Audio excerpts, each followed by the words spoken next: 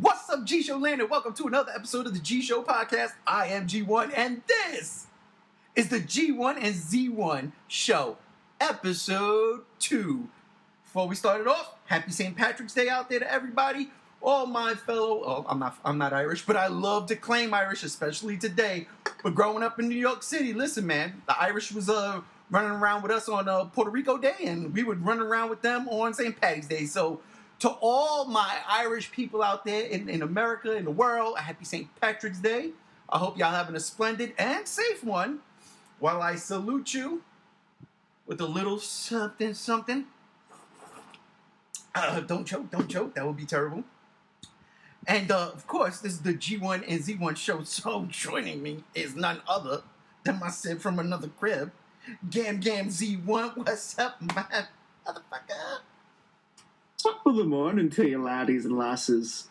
You look good, bro. Happy St. Patty's Day. I love the fit. I love the fit. Actually, it's crazy that usually I'm at work during St. Patrick's Day, but they gave us spring break this week.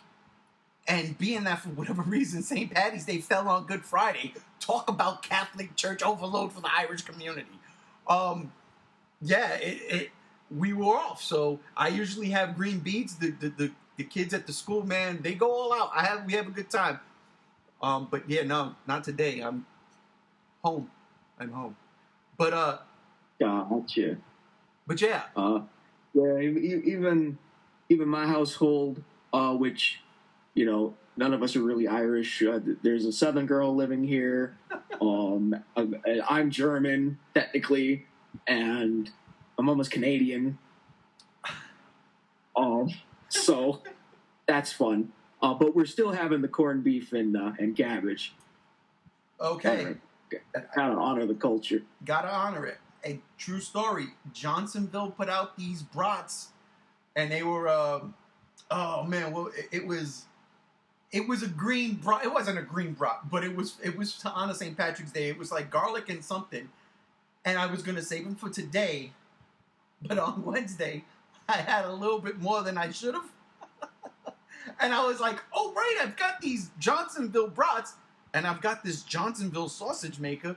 Just stuck those son bitches in. Oh, they were delicious. I wish I would have kept them for today because I'd had them today, but I digress. I don't know what I'm probably gonna have steak.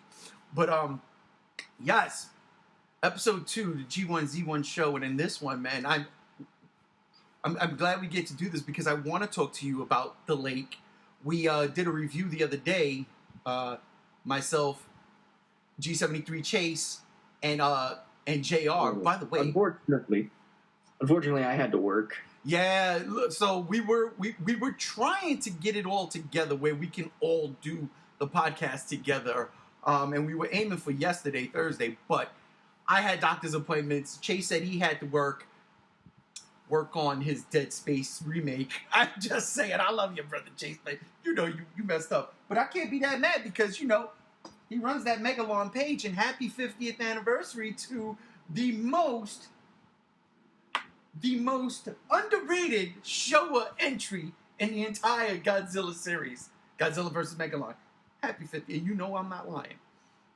I mean, it's got one of the most iconic scenes in all of Tokusatsu with the drop kick. Come on now.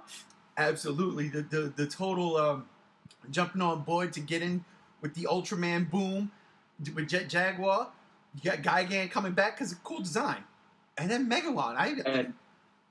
And don't tell me, Godzilla fans, you wouldn't want to see a human-sized Jet Jaguar fight M11.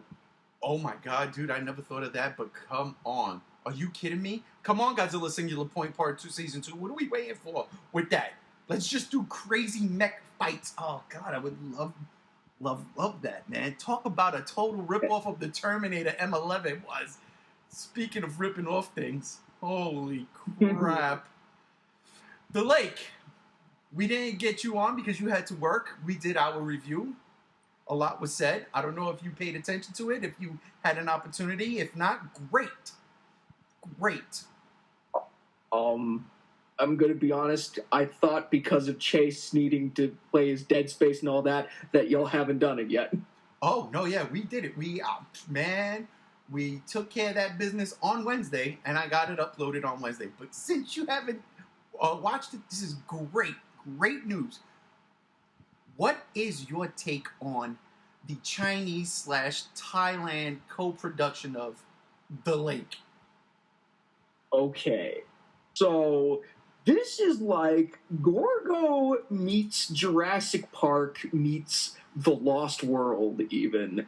But, like, it almost is, like, not really Gorgo because the mama doesn't save the baby. The baby still just is captured at the end. At least that's what I remember from what I was paying attention to. The dub, oh my god, I kind of want to track this down in its native language because you can watch it. The dub on Amazon Prime is distractingly hilarious. Wait a minute. You can watch the native dub on Amazon Prime.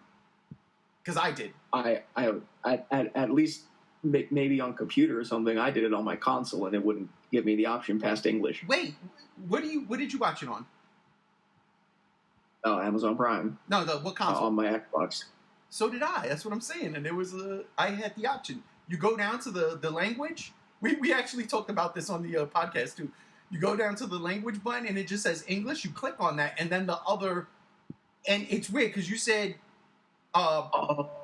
Yeah, dude, and it's in the native. Clicking on it. Yeah, it's in the native alphabet too. So I was like, well, whatever that is, and I was like, because that's not Chinese. That's definitely not like Chinese or Japanese. I know those. You can tell those kanjis. This was a lot different. I said, sure, let's click it. So, because I was watching it dubbed, and then we got to a certain scene. I got to a certain scene, and I was like, that didn't just happen. That can't be right. And I went to the original audio. Mm-hmm. And it was the same thing. And it was when the nurse was cleaning off a wound. And the nurse says, I'm cleaning the wound. I am going to clean the wound. And I said, no, that's not right. Dude, that's legit. That's... They repeat themselves a lot in the dialogue, like a lot, dude. And so the English dub, it was like a constant repeat.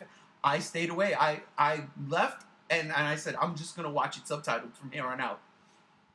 Even the OG dub wasn't great. It's like they're not acting like at all. They're not trying, and it was bugging me. But go ahead, man. I'm sorry. It's like the stereotype of what people assume Godzilla movie dubbing is like. It's so bad. So JR had made he mentioned this, and I said that makes sense.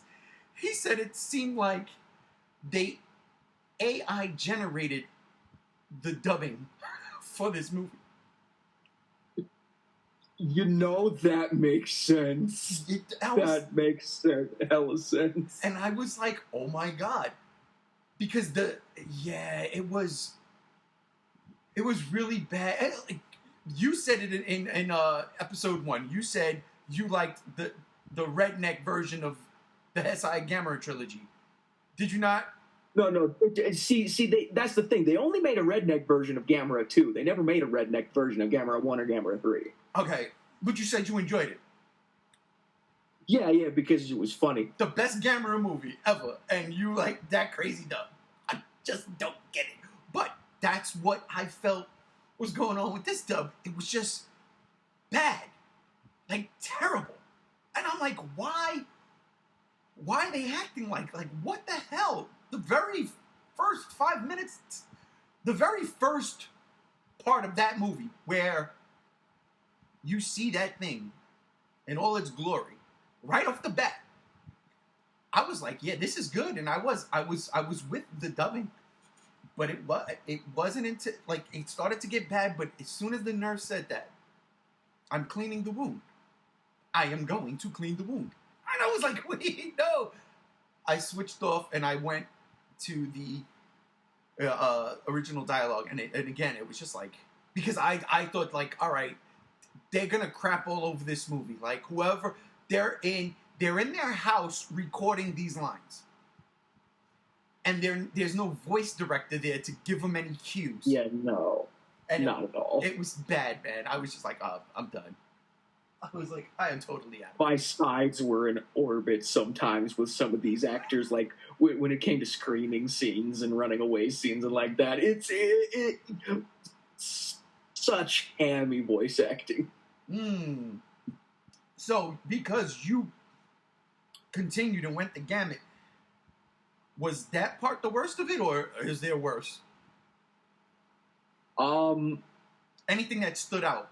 Yeah, there's worse. There's a lot of the same repeating lines, like "stay in the car," over and over in the same exact tone. They were using the same. Oh my god, they used that same clip. Oh, this is bad. Oh my god. Yeah, I didn't. There was no. Man. So. You know me. I watch my foreign films in the native language, and I read the subtitles because I feel they give more. You see their acting, that their emotions. That's the actors doing their thing, right? Yeah. This it's not good. I was sitting there and I'm scratching my head and I'm just like, yeah. I'm like, I don't buy any of this. I don't buy any of this.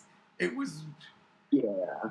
You don't see much emotions. I could probably see that the acting itself would probably not be much better than the dub.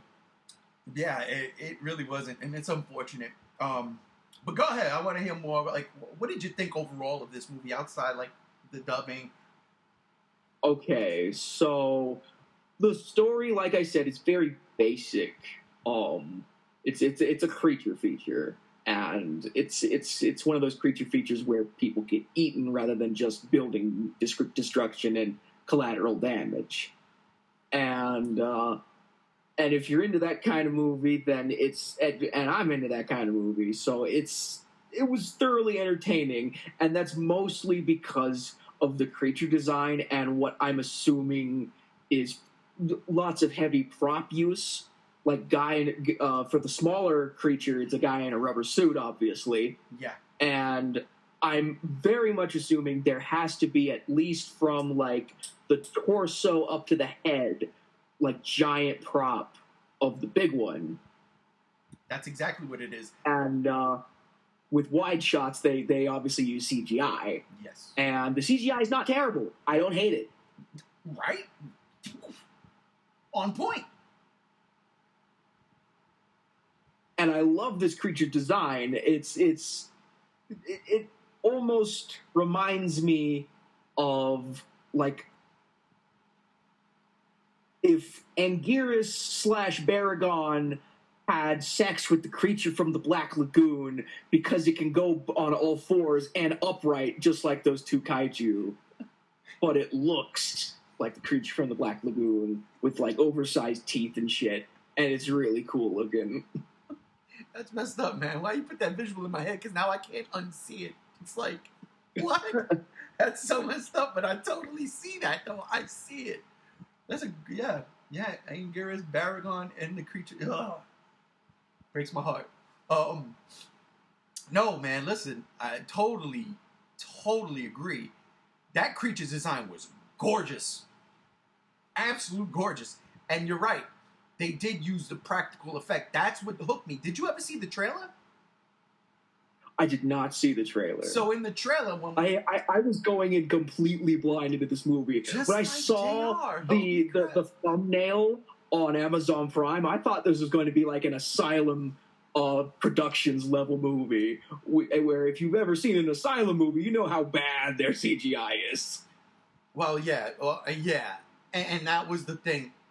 It seemed like they spent their entire budget on building that practical creature effect. And yeah, I'm not mad at that because, good God, is that creature gorgeous to look at? That effect, that giant, I mean, that needs to get put in a museum. I'm just going to go out there and say it. I wish they still had the Cybotzilla from '84. Certain props just need to be preserved. That's one of them. I agree. That should be like side by side with the oversized Shin Godzilla prop that they never used. Even the massive Zilla prop that they created for '98. Exactly. It's on that level. The design and the execution on this prop was flawless, gorgeous. My problem with it is that it had two functions, up and down. And that was it. And it didn't have much mouth movement. Yeah. At all. But again, the CG was really good in this movie. It was really good. There may have been one or two shots of, Big Mama and then the little Predator. I called it the Predator dog because that's what it reminded me of. That the CG was kind of like, but nothing where it was like, wow, that's whack. Because all in all, the creatures were great. And I really did, I can't lie, I really did like that little creature going on a rampage in the village and then taking it to the town. You don't see that much in these types of movies. The last time I seen something like that was in The Host, if I'm not mistaken. Back in, what was that, 2009? Oh, yeah. So... I think that was, and this is going to make you feel old, man. I think that was in 2006 or 2007. Oh, my God. Even worse. Oh, but I mean, and that was a good movie. I enjoyed that one. But you know what the problem I had with this particular movie? Besides the bad acting. Yeah. Yeah. What's the main issue for you? There really wasn't a cohesive story. Nothing made sense. Nothing made sense. Now, here's why I say that. And me and Chase, we talked about this a little bit at length, so I won't go crazy with it here. We saw the trailer. The trailer promises something completely different than what we've seen in this movie. The trailer really? Yes. The trailer actually looked like they were putting on a cohesive kaiju film. So for me and Chase, we were like, this is it. The kaiju renaissance is absolutely booming right now. We have what Legendary's doing with Godzilla and Kong. We have Toho talking about, we got another Godzilla movie coming out this year in November. We have that, and now we have this joint production, and and the trailer looks so fucking good. But that was the end result. And the trailer has a more cohesive story than the actual movie. And it makes no sense. Because the trailer looks like it's going to be one thing. The movie was not it. It was a mess. So what would you describe the plot being of the movie according to the trailer? Legitimate kaiju kind of remake of Gorgo. They do give you this thing is looking for its offspring. But the way the trailer was put together, it was like, this is a typical kaiju destruction movie with a practical effect, but there's going to be some kind of a heart to it. There's going to be some kind of a story to it with the human element. There was zero. The human element was wasted. And again, the dub aside, I was watching the original dialogue. I was watching it in the original dub, and these actors, it felt like they could care less. Not even that they could care less. I'll put it like this, and this is kind of fucked up to say, but I have to say it. It kind of felt like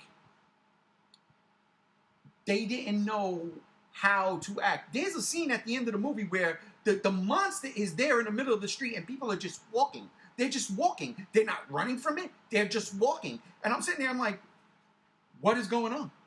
I'm scratching my head like, what is going on? They're literally just walking. It's crazy. This thing is right there. It's right there. And another problem I had was they kept recycling. It was the same thing, the same thing, the same thing. When the hero of the movie, the inspector, jumps into the water, he's gone for 10 minutes. He's legit gone for 10 minutes. But in reality, only 3 minutes is supposed to have elapsed. If that. But it was 10 minutes. And the problem with that 10 minutes was it focused on that scene. The mama in the rain trying to get at the egg. And I sat there and I'm like, they don't know how to make a movie. This is not how you direct a movie. The pacing is off. This is just bad. It's put together the wrong way. The trailer made more sense than the movie made. And that hurt me. That T-Rex inspecting the car scene ripoff went way too long. Way too long. It was like 3 times the length of the version in Jurassic Park. Again, because you know how to put the scene together. It builds the tension. There was zero tension outside of the initial, there's the monster. Then it was gone. My man dragged the oxygen tank for 3 minutes, threw it at it, shot it, grabbed another one for another 3 minutes, and this is all going on in the same scene. There was, I was sitting there, I'm like, this is crazy. And I love how this movie takes place in the same universe as Jaws, where oxygen tanks blow up when you shoot them. That's it. Gus, my son of a bitch. I was waiting for a catchphrase. I really, really was. So that was driving me nuts. I will give props to this, though. They did not simp, but they didn't skimp on the violence and the potential deaths. Right off the bat, they kill a little girl. I was like, wait, what? This movie is going in. But obviously, But then she comes back randomly. Yeah, she really wasn't dead. She just threw her slipper her flip flop into the. By the way, the movie's called The Lake. They never mention a lake one time. They say the river. I sat there and I said, "What?" Yeah, it's the river. It's the river. I said, "You got to be out of your fucking mind." So there's that. Maybe that's lost in translation. I don't know. The title card in the original language, in the original alphabet, maybe that says the river. Who knows? I don't. But I was completely baffled by this film. I'm not even gonna lie. Because of the trailer, I had the option to rent or buy. I was about to buy this movie because there was no way it was gonna be bad. And I'm kind of glad I just rented it because I would have been pissed off. I would have been real pissed off. Wasting $13, $14. I could have got alcohol. See, I'm going to be a little more forgiving of it and say that it probably would have been better if it had a somewhat competent editor behind the film. Agreed. And maybe some slightly better acting / dubbing / both. Oh yeah. Because I can see where they were going for, with the monster on the loose storyline, and then you got the human element with the inspector and his daughter and their relationship healing each other, kind of paralleling the mother looking for the child. I kind of see what they wanted to go for story wise, but they just didn't execute it very well. Wow, I gotta be honest. The only thing they executed well was the design of the creature and some of the CGI shots, and obviously the practical effect itself, despite it being very limited in movement. Right. I would never have put that together. I would have never have seen the parallels because I'm just looking at a giant monster movie. But that's cool. That makes sense. I like that. I wish, like you said, they would have executed it. Because then I'd be like, oh, okay, that's cool. I was just like, I don't want to shut this off because I have to watch it. It's my duty. But what the hell's going on? I will say another thing, too. The father-daughter element kind of bothered me only because he kept asking, what did I do wrong? What is it? What is it? And she would never tell him. Yo! And as a filmmaker, you got to let the audience know what is the problem. You have to. Yeah, and I get in real life, the kids probably not going to want to say it. no real resolution to that subplot at all. It was way after her death. He said, I was never home. Oh, finally. There it is. But the movie's over. So I don't care anymore. Like, I don't care. Yeah. You know, and that's what drove me nuts.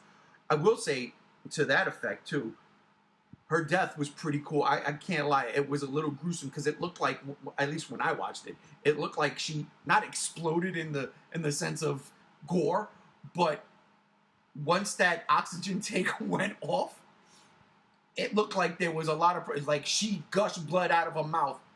It looked like when the creature put some pressure on her, and I thought that was pretty good. I can't lie. I was like, oh, that's fucked up. She's got a lot of internal injuries right now. She ain't gonna make it. She obviously didn't. Yeah. Which was fucked up because now that dude lost everything. But, yeah, man. It's like, I wanted to love this movie. While watching the movie, I wanted to, it dawned on me, I was like, at least let me like this movie. By the end of the movie, I was like, wow, how did that go wrong? How? What was the subplot with fucking Ken being all of a sudden mentally, physically, spiritually tied to the fucking monster? What? Yeah, that subplot was weird. They never explained that Ever. That mystical shit at all. And it's like, but like, isn't this supposed to be like real life? What's going on here? Did he have a curse on him? Was it because the creature attacked him and he lived? Like, seriously, and I think it was Chase. I think it was Chase who said maybe it was a parasitic organism, and I'm like, then fucking go full Resident Evil 4. Then go full Resident Evil 4. Do it. It's a Las Plagas or some shit. They're infecting them. So now it's kind of becoming a hive mind. I will accept that. 100%. 100%. But he killed everybody else. And he left that one dude alive. He killed everybody. If that was the case, you would want to procreate. You want to make more of these things. Not, you know, oh, I missed that one. Oh, he got away. It's all right. No. And then, another thing I had issue with, all of these people died. A whole fishing village died. They were the only survivors. And then 90 to 100 people in the town. Okay? Murked. This creature killed them. So now they capture the creature, and the townsfolk is like, nope, let's kill this motherfucker. And one girl goes, what about Kang? What about... No. Listen, what? I might have lost my entire fucking family to this thing. I'm going to kill it. This thing needs to die. I hated that. Oh, God, I hated that. Because this thing literally murked so many people. And because one dude... See, with me, I'm kind of like, because of IRL things that I don't want to get into on the internet right now. Absolutely. I've gotten more into writing. Okay. And looking at it from the angle of, as a writer, I know it's cliche, but it probably would have worked a lot better if there was just a scientist there saying that this is a unique creature and that it should live for scientific study purposes. Perfect. And take it to the zoo where it belongs. Absolutely like they said at the beginning. Perfect. That's perfect. I'm 100% with you on that. 100%. I agree. But that wasn't the case. And this is, I don't want to say Podunk Village, but it's a Podunk Village in the middle of nowhere in a third world country. Kill it. That's what they want. That's how it goes. That is the natural order of things for them. So for this, no, because Kang will die. No, listen, Kang should have been dead. Don't worry about Kang. What you made little May run away. You did. Even though she was still alive. But you did. But man, yeah, it was Yeah, the way they presented the story, it made the audience want the baby dead. And it was just like, oh, okay, so one guy dies, but like it saves millions of more lives because this creature's dead. Ta-da! You know what? It was one of the funniest things I was talking about on a review the other day was to me, at least to me, it seemed like the egg, which was supposed to be a pivotal plot point, but to me, it seemed like the egg was actually trolling everybody. Like, because in the very beginning, it's just there, and then Mama comes, and it's again a gorgeous shot, and I was like, oh, I'm all in. It kind of, and you know my feelings on Shin Godzilla now, but back then it kind of Shin Godzilla'd me. Where the beginning I was like, oh, I'm all in. What the fuck's going on? And then the rest of the movie happened. I was like, I hate this shit. Like, you know what I mean? It Shin Godzilla'd me in the beginning, but that egg kept popping up, and the way I looked at it was like, this egg is a troll. Like, they're trolling these people. It's in the car and it's moving like back and forth, going crazy, and Mom is coming to get it. And then it was the funniest thing. I just felt like it wanted attention, so somebody would pick it up, and then Mama could come and eat. Like, that's how I took it. Even though we didn't even see her eat anybody, she might have eaten the first guy at the very beginning, the fisherman, the father. But she left the other two frog guys. I mean, she just mutilated them. But yeah, man, I was little things like that. I'm mad. Again, coming from a more neutral point, I get what they were going for with that scene where it's supposed to be, oh, is he gonna hatch? Is he gonna hatch and kill the girls in the car? Oh no! But it just dragged on. Yeah, I mean, hell, the reason why I say the trolling thing too is because once they find May's slipper floating in the river, the egg it's on shore and it starts to wiggle, and then the bigger brother comes out and starts murking everybody, the predator dog, and starts murking everybody. I will say though, that was cool. I did dig that. See, everybody was running in the village. They were smart. They was like, something's going on. No, go the other way. Fuck that. And they were just getting torn apart. I loved it.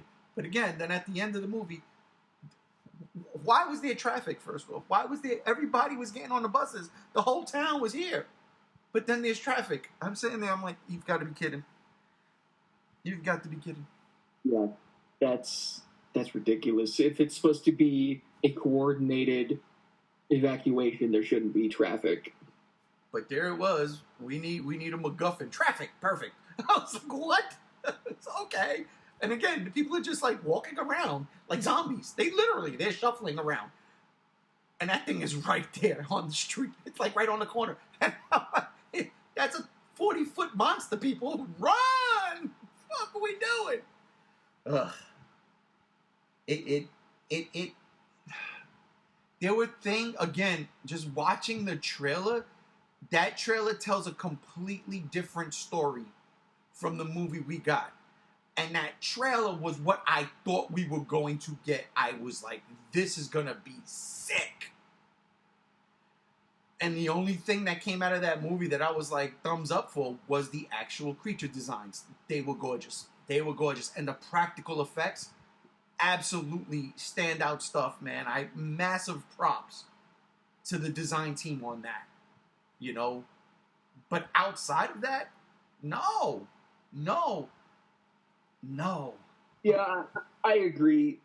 Looking at it objectively and not just like as a person who loves to watch loves watching bad movies on purpose. It's pretty much like a 4 out of 10 for me kind of movie. Wow, that's. I hope for just the fact that I might be able to see the creature again in the future if it made enough money in Thailand to warrant a sequel. Maybe they could tighten up the script and the editing. I hope. I'm going to be honest. I hope I don't have... Maybe recycle the creature and use it in something else. Maybe I got an idea. Hey, Toho, buy this movie, get the rights to the creature. I mean, Toho has that kind of money. Yeah. Toho could probably buy that studio, to be honest. But so here's one of the things that I left out in a review that I wanted to get to, because to me this is important as fans of the genre. Before I watched the movie, I'll put it like this: I didn't even know that this movie was coming out this week. I had no clue that it was dropping.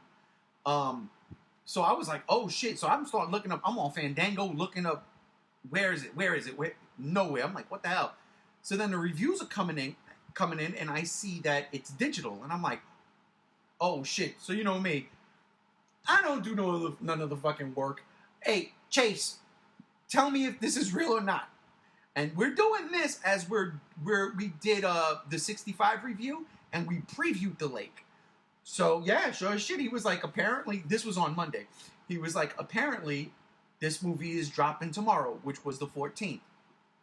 Crazy. All right, if it does, we gotta watch it, and it did. So we watched it. But as I'm looking at these reviews, it's, and after the fact, it really bothered me. They're saying like across the board, the reviews were like, typical foreign kaiju movie, typical kaiju, typical monster, typical bee monster, typical. I'm like, no, you can't call this shit typical, because if you look at the monster movies that have come out since Godzilla, since Kong. You can't talk about Kong. I'm not going to be that guy, but I'm going to be that guy. You can't talk about King Kong because that's an American-made film. What brought us to the genre? Japanese kaiju. Godzilla. Don't get me wrong. I love 1933 King Kong. I love it. Ask me how many American-made giant monster movies I've seen from that era. I'll tell you 3. King Kong, Son of Kong, Mighty Joe Young. That was it. It's the only ones.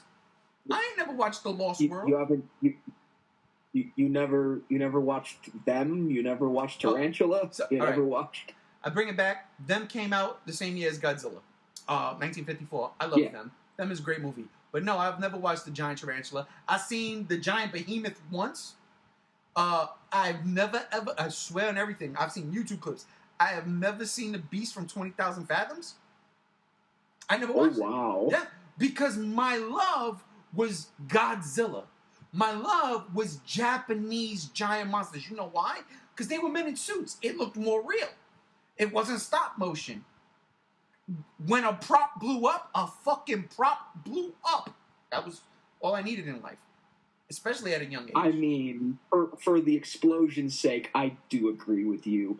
For art's sake, Ray Harryhausen would very much disagree with you. He hated Godzilla even up to his death. And I am okay with that. I could totally make peace with that, because what he done was so much more complex than a man in a rubber suit. Absolutely. Cannot deny that. Will not deny that. That is art. That is an art form. That is an art form, so much so that fucking Guillermo del Toro, if I'm not mistaken, utilized it and won an Academy Award for Pinocchio.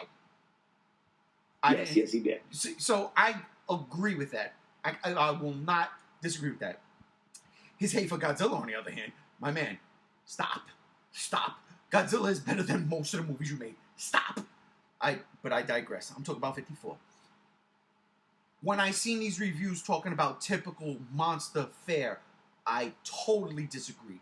Because to me, that is a slap in the face to the greatness that has come before, that has inspired this movie. I couldn't even put D-Wars in the same class as this movie. This movie had a better looking monster, but D-Wars at least had a fucking cohesive story. I enjoyed it. I did. I was like, that ain't bad. I ain't mad at it.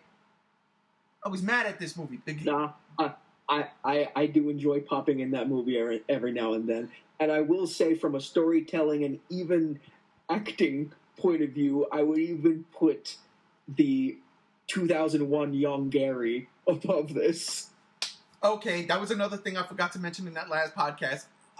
I'm unabashedly not ashamed of saying that I love 2001's Young Gary. I fucking love that movie. Not Reptilian, Young Gary 2001. That's what the original title card says. I love that movie. I love it. And that movie blows the lake out the water. This guy. Yeah. Compared to this guy, Godzilla's a pussy. I just love that. Dude, the fucking journalist in that movie. I love it so bad. It's so... See? That's one of those movies that's so bad. It's good. It's so bad it's good. And you know Exactly. what? And you know Yes, what it had? is. You know what it had that really. The reason why it went over the top for me, I was like, oh, I love this. It had great miniature work that was destroyed. It's all I need in life. You put some detail, you put some work, some craftsmanship into it, and then destroy the motherfucker. And it looked fantastic. I love that movie. I do. I watch it now and fall asleep within 15 minutes, 20 minutes. I don't even see young Gary wake up. I'll be out. Done. But doesn't change the fact that I bought that movie twice. Because I love it. And yes, I wish I feel that in my soul. Yeah, and I wish this movie hammed it up more like Young Gary. Right, and that's and I'm like, as I'm watching this movie, I'm saying to myself, is it the lack of a film culture here? You know what I'm trying to say? Because they've seen movies, but have they actually made a movie? I can't be that hard. We get a camera, we put some people in front of the... I am not familiar at all with Thai movies. Right. Like I'm far more familiar with Chinese movies than I am Thai movies. Absolutely. Chinese movies, absolutely. Obviously, Japanese movies. And let's not make no fucking gripes about... The Koreans have been doing this for a minute, too. They made the original Young Gary, which... Ooh, Dancing Monster. No, not a fan.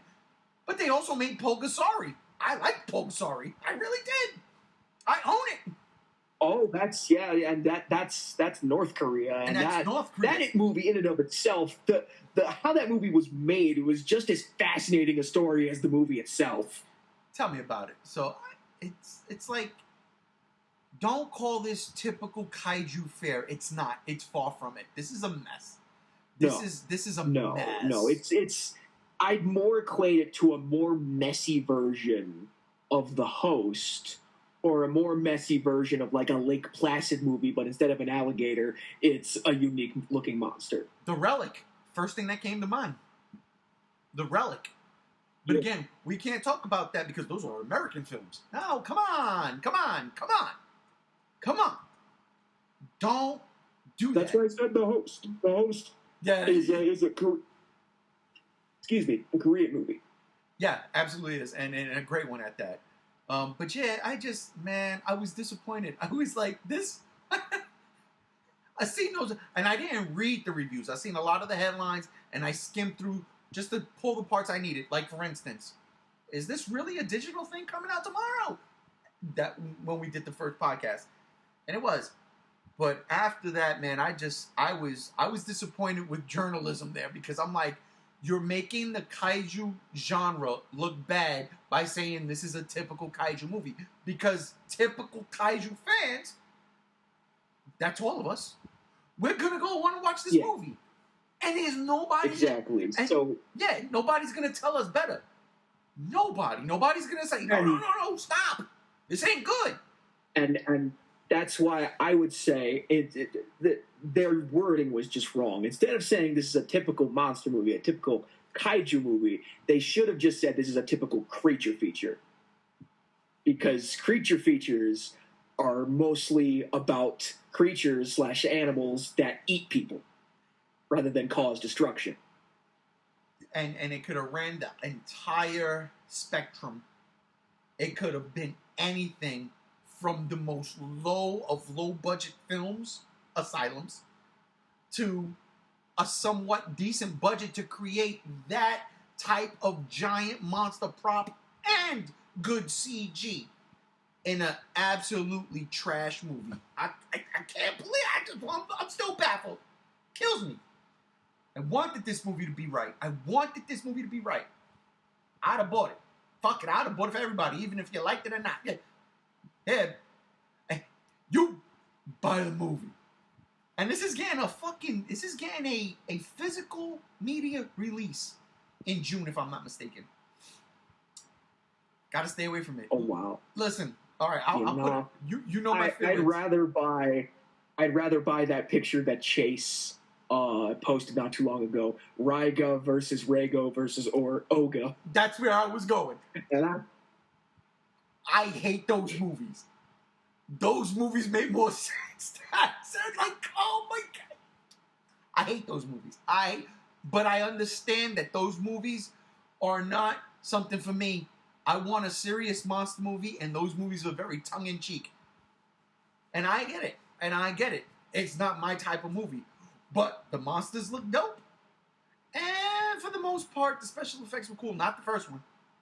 Not the first one. What was the first one? Rago? I didn't know. No good. Yeah, it was Rago, King of the Sea Monsters, then Raiga, God of the Monsters, then King Raiga versus God Oga. Come on, man. It's just, you know. Now, granted, that is not their original titles. That is the titles that SRS Cinema puts on them in order to market them to Godzilla fans, because and grandmas that'll be like, oh, we have Godzilla King of the Monsters at home, is actually Rago King of the Sea Monsters. That makes sense. It's genius marketing. I mean, genius marketing. I still can't see them making over a couple $1,000 off of this. You know what I mean? But I do digress. Yeah. So you gave it 4 out of 10 stars. That's very generous, because the three of us on the previous podcast, 1 out of 10. 1. Like, it was across the board unanimous. Maybe it's because I didn't have those expectations. I didn't see the trailer. I haven't seen reviews. I didn't know this movie existed until she told me it was a thing. Oh, shit. Okay. Shit. So you and JR are pretty much in the same boat. I think JR knew it existed, but he didn't see the trailers. He wasn't looking at reviews. It was just kind of like, yeah, sure, I want to watch a giant monster movie. That's what we do. We're giant monster fans. We watch giant monster movies. But yeah. Oh, man. I'll tell you. Yeah, okay.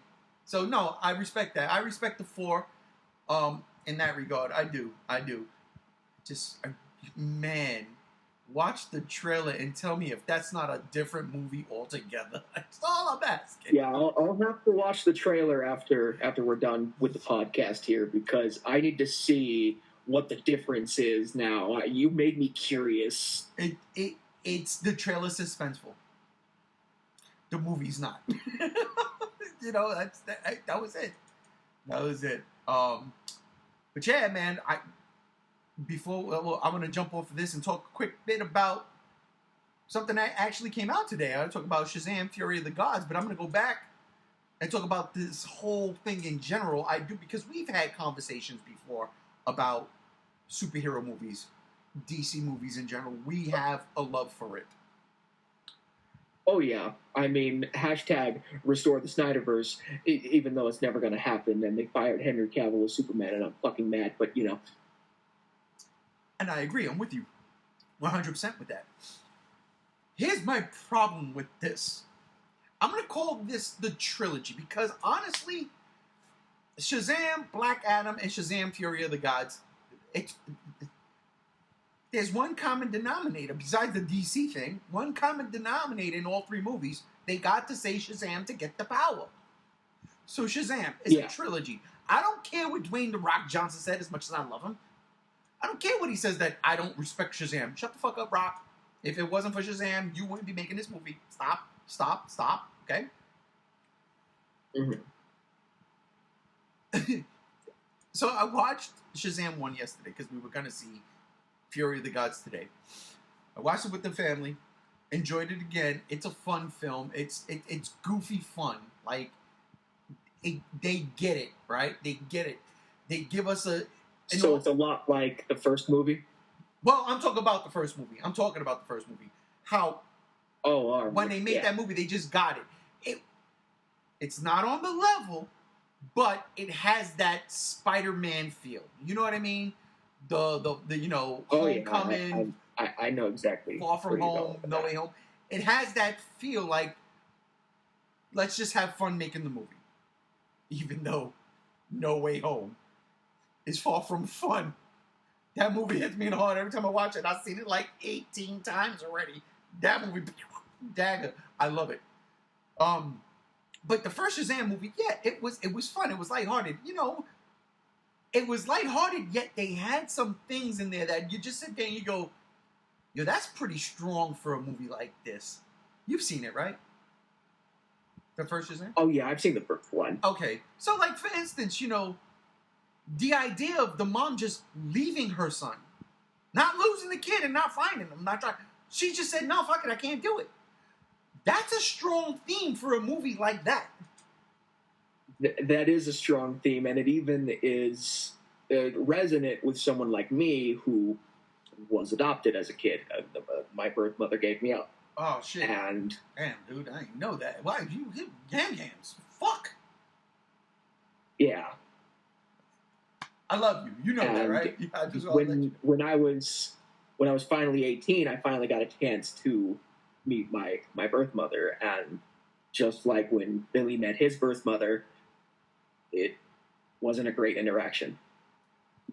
I had no idea. I'm telling y'all right now, ladies and gentlemen, like that. I didn't know this. I did that. So this shit is right now completely off script. Dude, I'm sorry. Bro. I love you, man. I love you, Gam Gam. Oh no, it's fine, and it makes me love Shazam even more on a personal level. Damn. Even. Now I look at that movie in a whole different eye, because I love that movie. But now I gotta look at it differently because I love you. Now I'm playing you. You're Billy Batson. You watch Shazam. Because damn, man, wow, I love you. All I'm gonna say, like the love is spread. It must be the green Gam Gam's wearing. That's the green. Yes, it's the celebratory. It's the togetherness of the holidays. That's it. It's great. That's it. So I mean, like, so we watched it yesterday, and we again enjoyed it. I enjoyed it when we saw it in theaters. I enjoyed it when it came out on Blu-ray, and I enjoyed it again yesterday. I was like, all right, cool. Yesterday, I was like, yo, let's watch Black Adam now. And, you know, the ladies were like, nope, we're tired. It's late. And I was like, yeah, it's kind of late. So everybody went to bed. I got up this morning. I said, I'm going to watch Black Adam. They didn't want to watch. I'm going to watch it. I watched Black Adam. When we saw it in the theaters in October, we thoroughly enjoyed it. When I sat down and watched it this morning, I really didn't enjoy it. I did, but yeah. I did. Yeah. So I haven't been spoiled about the movie, but I did hear that it's just a typical Dwayne "The Rock" Johnson movie. He took the words right out of my mouth. Like Dwayne "The Rock" Johnson, and he's. Did you know that he's contractually obligated to always win? I'm not surprised. Not surprised, and I love him. Yeah, I love him. Don't get me wrong, I do love. Well, he didn't win in one movie. He didn't win in Doom or The Scorpion King. 2 movies. Not The Scorpion King, The Mummy 2. Yeah. But I think that was back when, that was when he was early in his career and nobody took him seriously. He wasn't as big of a movie star as he is now. Yeah, they just thought he was going to be like Hulk Hogan. Oh, yeah, he's going to make a couple of movies and then make TV shows for the rest of his life. Maybe go back to wrestling. Yeah. And it didn't work out that way. Yeah, precisely. And it's...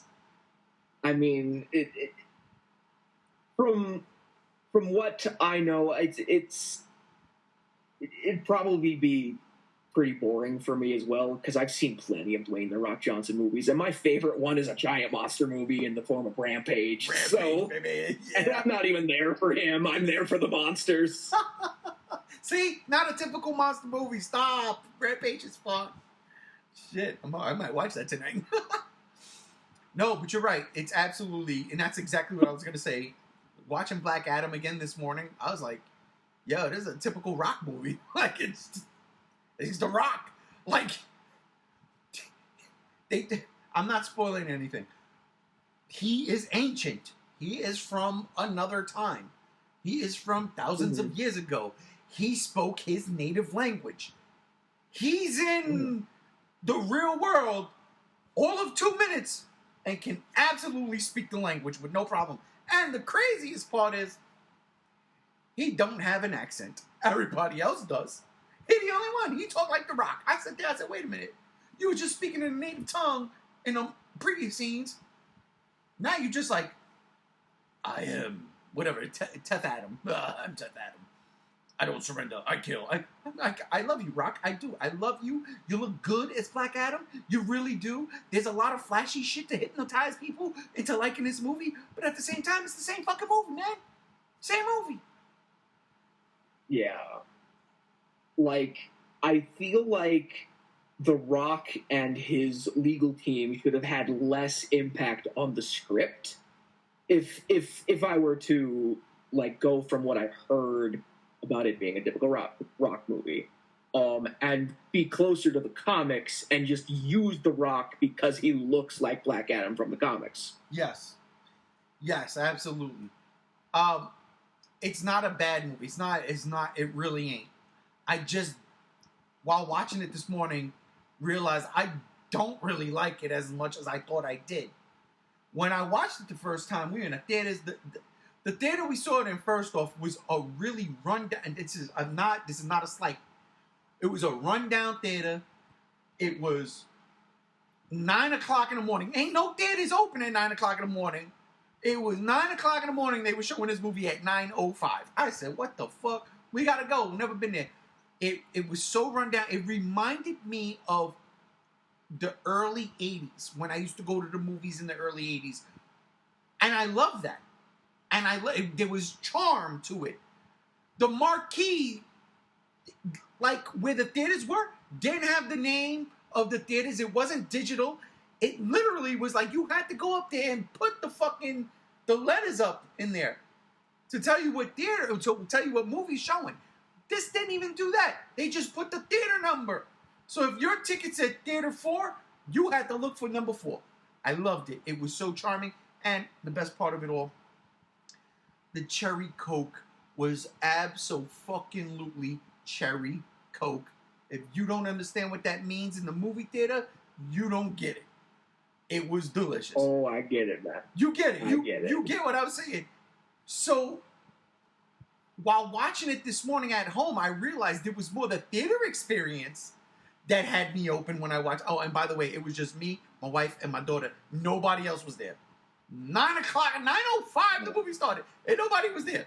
So we had the whole theater to ourselves, and it was a small theater. It reminds me of the discount theater that I used to go to in Missoula, Montana, when I was in my single-digit years, and those theaters, they would show the movies late after the more expensive theaters would show them, and they still had that old-time theater, 80s theater experience with the cherry Coke and the overly buttered popcorn. Yes. I was eating Raisinets from there. I was like, all right, what is up with these Raisinets? It's like, these are Raisinets. What, 1995? Get out of here. But, I mean, that's what I got this morning. I was like, it was more the theater experience than it actually was the movie. Don't get me wrong, you didn't see the movie. There is a big spoiler in the end credit sequence that really this morning I was like, that's why this movie, this is the best part of the movie right here. This 3 minutes, if it was even 3 minutes, this 2 minutes was the best scene in the entire movie. And I digress. There's some really good shots in that movie. I really did like Cyclone in that movie. I really did like her. I love the way they made her move. I loved she was dancing within the cyclone. I thought that was a cool little twist, like to her powers. She did ballet and made her powers manifest. I like that. And yeah, it's typical funny stuff. But, and this is where I was like, wait a minute, because I had just finished watching it the night before. I'm like, this movie is Shazam. It's Shazam. There's a kid in the movie doing the exact same thing Freddy was doing to Billy when he found out that Billy had powers. The same exact thing. He was like, you need a catchphrase. You need to do this. You need to see if you got that. I'm like, wait a minute, what the fuck? So see, when I watched Black Adam, we didn't see Shazam. We didn't watch Shazam before we saw Black Adam. You know? Like Shazam I had seen, 2 years ago. It wasn't fresh on the brain.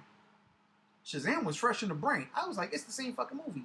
And then The Rock got the fucking balls to say, I don't care about Shazam. I don't want to be with Shazam. I just want Superman. Like, the power has shifted in the DC, and I'm like, wait a minute, it's the same movie. Oh, bro. I was mad this morning. I was like, it's the same movie. It's the same movie. It's the same movie. And you get the balls to shit on Zachary Levi and say, I don't want him. That character is the reason your movie exists. But I digress. Black Adam's not a bad movie. I just didn't enjoy it the way I thought I enjoyed it the first time. There's shit that blows up. I like shit blowing up. Is he an anti-hero? Yeah, he sure the fuck is. He kill people. He got no problems killing people. Is it cool when he does it? Yes. The special effects are all right too. I can't lie. And it still ties into the Snyderverse. So kudos. I go to see Fury of the Gods today. I'm a little nervous. I gotta be honest. The trailer wasn't doing nothing for me.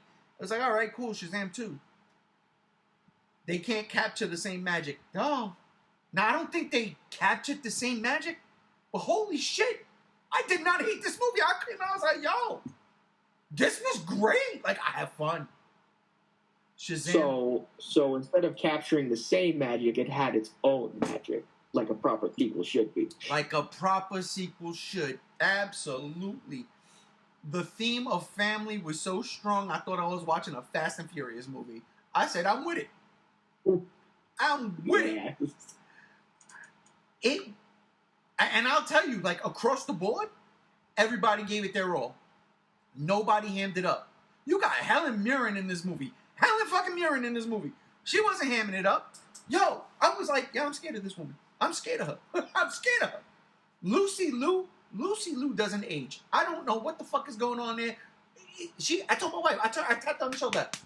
She said, no, I'm going to eat the popcorn. I said, I don't want the popcorn. I want to tell you something.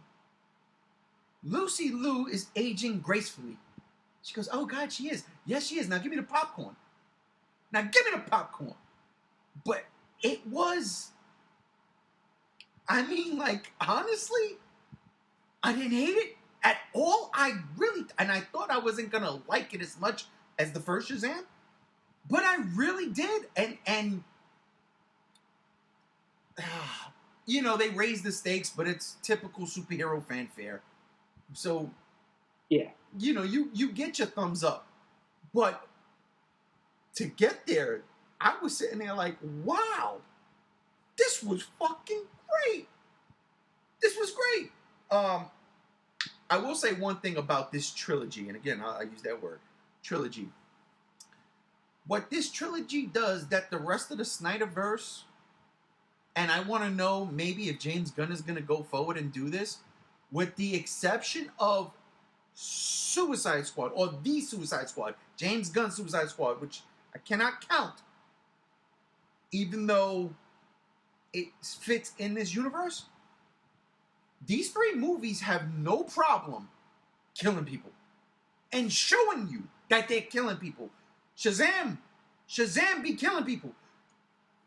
The doctor with the scientist with Dr. Savannah, she's interviewing people about, you saw this door, like you were chosen, blah blah blah blah blah, and then she just completely disintegrates on screen. It's not off screen. Like, she melts in front of people, like burns, and I was like, oh shit, she just got Thanos.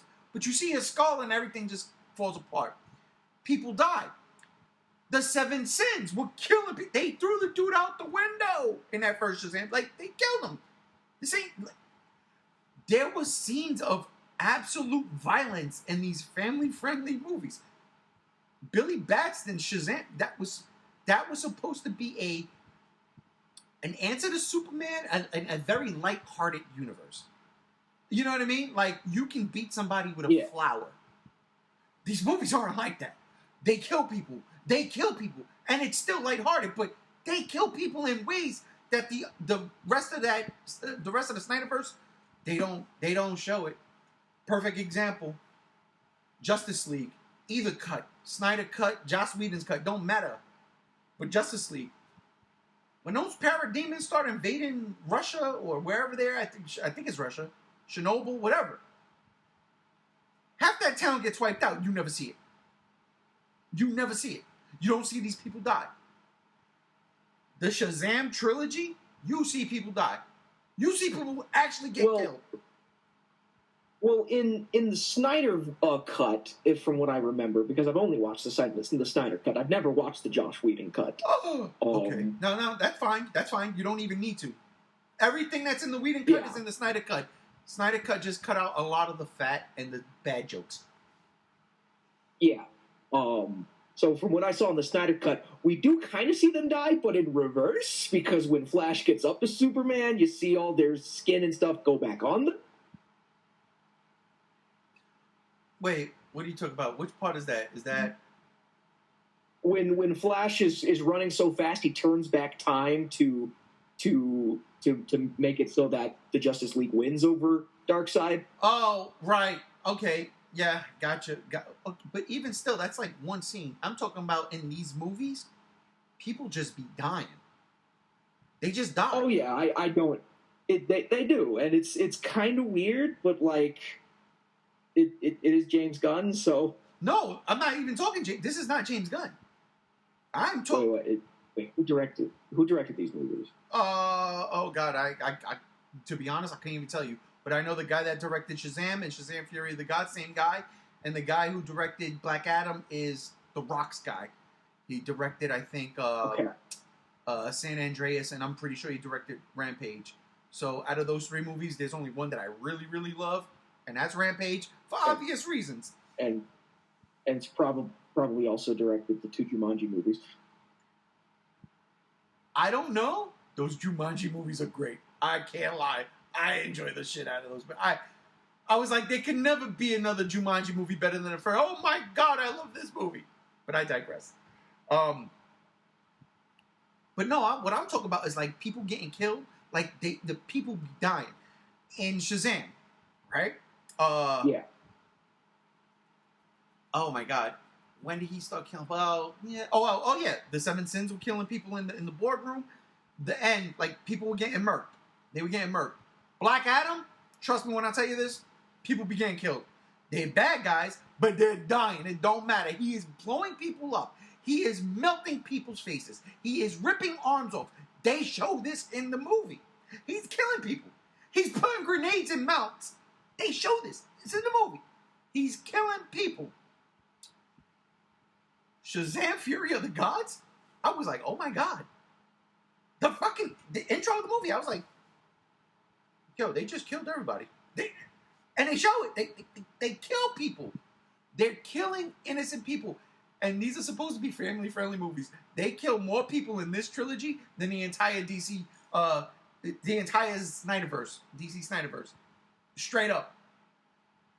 It was crazy. I can't believe I sat there. And it still fucking worked. That's what really drives me crazy. Is it still fucking worked? It did, because it's like, yeah, this is as long as it worked, right? Yeah, because I'm like, this is a family-friendly fare, but they're showing you more stakes than any of the other DC universe movies. I'm like, wow. So I think that's why I like it so much, because it's a perfect balance for me, where like it's supposed to be fun and family friendly, but yet they're killing everybody. I'll give you a perfect example. Spider-Man No Way Home. Who's the only person that dies in that movie? That'd be Aunt May. The only person that died. It's the only person that died. And it hits hard because it's Aunt May. It's Aunt May. And regardless if there's only been 3 movies, it's Aunt May. If you read comic books, you watch the cartoon series, whatever, you know Aunt May. That's the only death in that movie. Legit. They don't kill nobody else. Think about it. They don't kill nobody else. I'm pretty sure maybe 1 or 2 people died. But even then, I don't think anybody dies. And that's a family friendly. The only other instance of death in that movie is mentioning death because, it turns out Aunt May is MCU Peter's Uncle Ben. Right, exactly. And the other universe Peters mentioned Uncle Ben, finally, in the 3rd frickin' Spider-Man movie. Exactly. But this shit, and don't get me wrong, No Way Home, vastly superior movie over Shazam Fury of the Gods. hands down. I'm not gonna lie. But holy crap, they kill a ton of people in this movie. They kill people. There's a scene, like, you see a girl, and then she survives. I'm like, oh, great, that's perfect. Then all of a sudden, no, fool you, joke's on me. She gets fucking killed. She's not a rando. She's just a rando. But I'm like, oh my God, they're not pulling punches.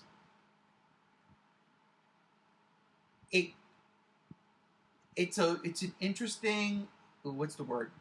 Dichotomy? Is that the right word I'm trying to use? Where I think that's the right word, between how the Snyderverse is so dark in tone but hardly any people die, and the Shazam movies are light in tone but a lot of people die. Everybody dies. It's so fucking funny. And I don't mean that legit. No, like, not everybody dies, but they show innocent people getting killed. And I sit there and I say, that's crazy. That's crazy. And it makes, for me, it makes the hero that much more important. Because you got to stop this. You got to stop. Superman stops this shit. Right? Batman can't stop it all. Yeah. People are going to die, but they haven't shown it. This was great. I can't lie. As far as the trilogy is concerned, and again, I use that word trilogy because to me, it is. Shazam is said in every freaking movie.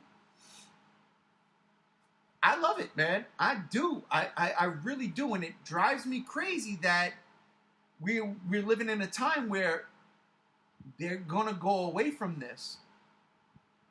But there is so much in this movie that has James Gunn's fingerprints on it. So I'm confused. Now, I know he's come out and said Shazam exists in its own universe. And that makes sense because in the comic books before Crisis on Infinite Earths, Shazam existed in its own universe. Yeah. So are we going to do that? Like I know he wants to do the multiverse, but focus on one particular thing. Robert Pattinson's Batman ain't going nowhere. They're making the sequel. The Joker 2 is happening. They're not canceling that. They just don't exist in this universe. I'm okay with that because if you open up the possibility, and I know you've seen the Flash trailer, right? I have not. I'm sorry. Why? Why not? Why haven't you? You can't even tell me it's not. Because I heard. Because I heard that they might be recasting the guy who played the Flash in the Snyderverse, and yeah, I know he's a piece of garbage as a human being, but I don't think they should have recasted him if they did, and if they didn't, well, maybe I should watch the trailer. I don't know. They did not. No, Ezra Miller is the Flash. He's the Flash. Oh, okay. Oh my God, you didn't see the trailer? Well, now see, I'm gonna spoil the trailer for you because it's just a trailer. It's just a trailer. I don't care. Michael Keaton shows up. He's Batman. He even says, "Yeah, I know, I'm Batman in the bat suit, in the Michael Keaton '89 bat suit. It's Batman in the Batcave." I said, "Oh my God!" But you know what's crazier? Ben Affleck's there in a bat suit. What? 2 Batman. Come on, man. Listen, 3 Spider-Man in one movie. Oh, wow. That's one thing. That's one thing. You can't top that. But you giving me. You give me 1 Batman, that tops everything, because I'm a Batman fanatic, right? It's Batman and Spider-Man in my book. Yeah. You give me 2 Batmans. 2 Batmans that I fucking love? Stop the presses. If George Clooney is in this movie, I'm going to lose my shit. Okay, but like, if you recall, George Clooney's Batman is actually supposed to be Michael Keaton's Batman. It's supposed to be a sequel to those movies. Potatoes. I don't want to hear that. You could even get Val Kilmer. He's not dead yet, right? Now, what I was going to say is, what if Christian Bale's Batman shows up and they just haven't shown us? And that's what and that's because this movie is the branch off. The Flash is James Gunn's reset. And he had nothing to do with this movie. Nothing. Okay. He's just using this as the crux and jump on point to fracture the entire DC universe. So he can pick and choose, which makes all the sense in the world. I've always said it from the very fucking beginning as a comic book fan. Elseworlds was a thing. DC was doing these comic books that you can take a character you love, like Batman or Superman, Wonder Woman, Green Lantern, it doesn't matter, Flash, and put them in anything, any type of scenario, any type of setting. For crying out loud, there's a DC animated universe. Well, not I shouldn't say universe, but there's a DC animation coming out, Batman: The Doom That Came to Gotham. That is a Lovecraftian comic book. It's Batman versus fucking Cthulhu, bro. I have those books. It's crazy. So I love the Elseworlds. And that makes complete sense for the DC universe because we know the general characters. We don't need a connected universe like Marvel's trying to do. Right. And like people don't realize like stories like The Dark Knight Returns or The Killing Joke are set in their own versions of the Batman universe. They are not connected to the mainline comics at all. At all. Because we still... Well, The Killing Joke sort of kind of. Because Barbara Gordon was shot and paralyzed. That's the Three Jokers thing that I don't want to talk about. Man, but The Three Jokers is actually good. But I get what you're saying. I'm talking about from The Killing Joke up until the new 52. I'll put it like that. So... You know, the Three Jokers came out in Rebirth, so that was after the 52. But from the Killing Joke to up until the new 52, that is continuity, only because Batgirl was paralyzed by the Joker from getting shot, so she became Oracle. Yeah, and I love that, and they always ran with that for shit. Killing Joke came out. Damn, I don't even want to think. But it definitely came out before 95. Before 95. That's a good way to put it. And definitely after The Dark Knight Returns. So The Dark Knight Returns was what? Mid-80s. Anywhere between it was Ronald Reagan era. Yeah, so anywhere between like 85 to like 87, that book came out. Killing Joke came out between that point and 95. And I think 95, I'm giving it way too much. I would say 90, 91, 92. But I digress. So to have Barbara Gordon paralyzed from, let's say, even 1990 all the way to 2011, 2010, whenever the 52 started, perfect. Yeah. Perfect.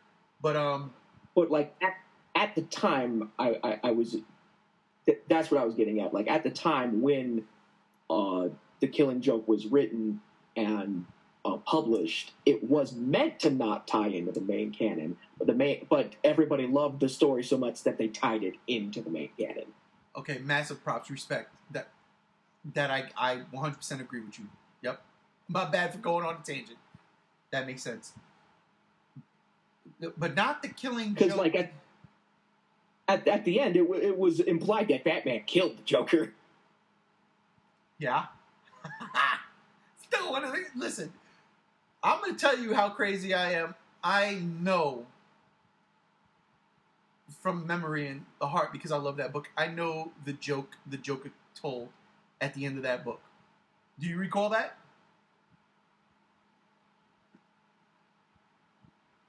No, I at the moment I don't. It might be because I'm slightly inebriated from the St. Patrick's Day festivities. It was basically, I'm going to paraphrase, 2 inmates escape the asylum. They're running across rooftops. One has a flashlight. He jumps across. He gets to the other side. He goes to his friend, "Come on, jump." He goes, "I can't make it." He goes, "I'll tell you what.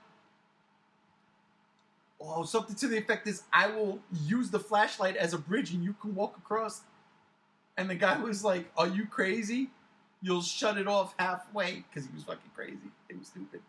And then Batman, they started to crack up behind that, and then the sirens. There was no crack. Yeah. There was a thunder crack. Never mind. There's a thunder crack. Batman. It's just great storytelling. From the Joker's laughter, it sounded like he was laughing, and then there was a lot of like the end was a lot of like a ease, and it turned into the siren It's so perfect the way it was executed in the artwork to convey that message. And yeah, I mean, look, we went. The DC universe is what I'm saying is it's full of Elseworld tales. The multiverse is real, and James Gunn is going to do that. So I turned to my wife, and we were both upset. Damn, you haven't watched Black Adam. I mean, come on, you don't know anything about it? You don't know about the super secret end credit sequence? I did. I do not know. Are you ever going to watch it? Probably when it comes to HBO Max. Is it on HBO Max? It's been on HBO Max for 2 months. Oh my god, I need to go on HBO Max. I'm sorry, I've just been caught up. No, I've just been caught up. Because you know what? Since we're talking non-spoilers, because you haven't seen it, I guess I'll be vague when I talk about this movie. Because this is a good. Speaking of superheroes, there we go. Oh! Good old. Okay. That wallet is dope. I gotta be. That's better than mine. I got the Joker, but that one is dope. Dragon Ball superhero. All right. I've been on a Dragon Ball kick for the past few like month and a half, simply because I've been introducing my partner to the series because he's never seen it. Unbelievable. It's been around for ages. Come on. I know. His taste in anime is more Death Note and Black Butler, if you catch my drift. Fair.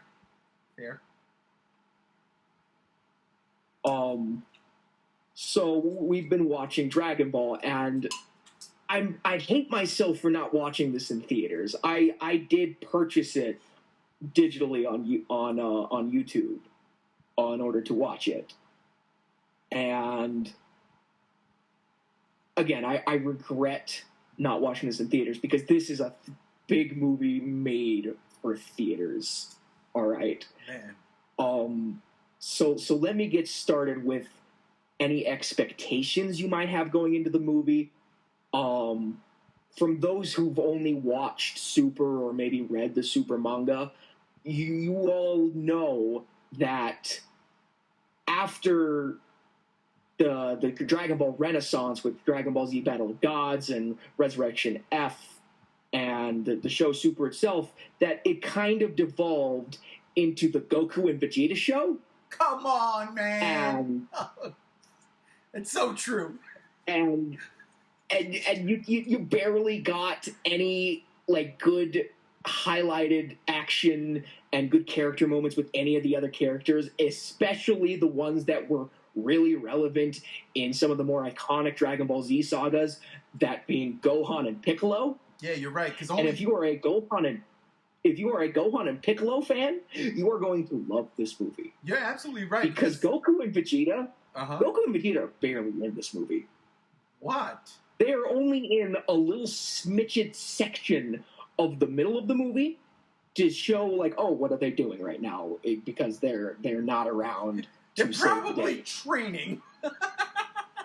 They are training, yes. That's like typical fucking Saiyans. Yes. And then you see them at the very end of the movie. Like, not even at the very end. It is an after credit scene.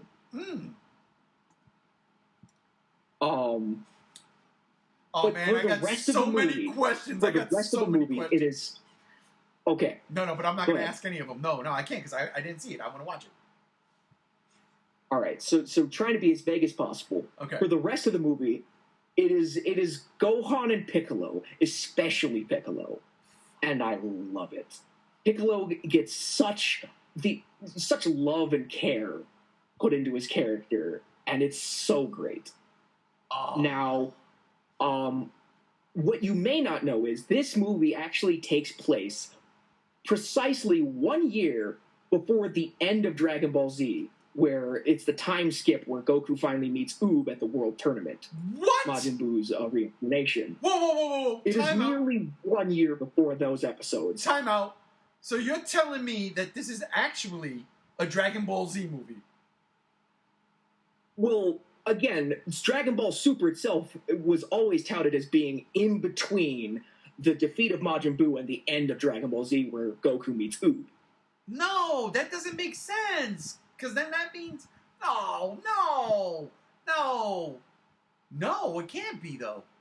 I swear to God, I thought I saw Ubu in Super. No, Boo's in Super. Well, Son of a bitch. Oob appears in one panel in one arc in the manga that has not been adapted into the anime yet. I swear to God, I thought the beginning of that shit had Oob in it. But you're right, because Majin Buu and Oob are two separate people. I swear to God, I'm going to have to watch Super again. Fuck. I take your word for it. Don't get me wrong. I take your word for it. But fuck, I could have sworn I seen Oob in there. You can tell it's literally 1 year before the end of Z because Goten and Trunks have finally shot up to teenage height. Instead of being stuck as little kids, because they do finally explain that even with half Saiyans, they stay small for a majority of their lives, like Goku did in the original Dragon Ball, until just one day when they hit 16, 17, boop, massive growth spurt. Now they're like almost full height. That's right, because Goku was 14 when he met Bulma. You're right. And he was a little child. Yeah. Oh, shit. Long-term storytelling. I love it. I love it. Now, I will say it still has a kind of a problem that the Dragon Ball Renaissance has, in that it reuses concepts from Dragon Ball Z. Like the fact that this is once again the return of the Red Ribbon Army. That was in the trailers. That's not a spoiler. Not a spoiler. And you know how far they go with that. Again, it's kind of groan inducing in a la like Resurrection F, but like the pacing of the movie is more akin to Battle of Gods than even like say Dragon Ball Super Broly, because Dragon Ball Super Broly, the first 40 minutes is nothing but like pure storytelling, and then the last 40 minutes is just nothing but turn off your brain. It's time to watch pretty colors and people, muscly men, punch each other in the face. Yeah, my least favorite of the fucking bunch. I can't lie. And I know exactly why it's probably your least favorite of the bunch, and it's probably has to do with the fact that they ruined Bardock. Yeah, there's that, and I'm just an old school Brawly purist. I do love the original story. I do. And I get it, it's different. But at the same time, they should have just kept the girl who turned into Brawly in the Super series. Kale. Yeah, they should have just kept her. I would have been perfectly fine there. But see, here's my thing on that, right? It was established that the Universe 6 Saiyans are counterparts to the Universe 7 Saiyans. Like, Caulifla is the Universe 6 counterpart to Goku, and Kale is the Universe 6 counterpart to Broly, and Kaba is the Universe 6 counterpart to Vegeta. Yeah, that's true. Still, it's not fair. Just, God, there's nothing wrong with Dragon Ball Z Brawly, the first movie.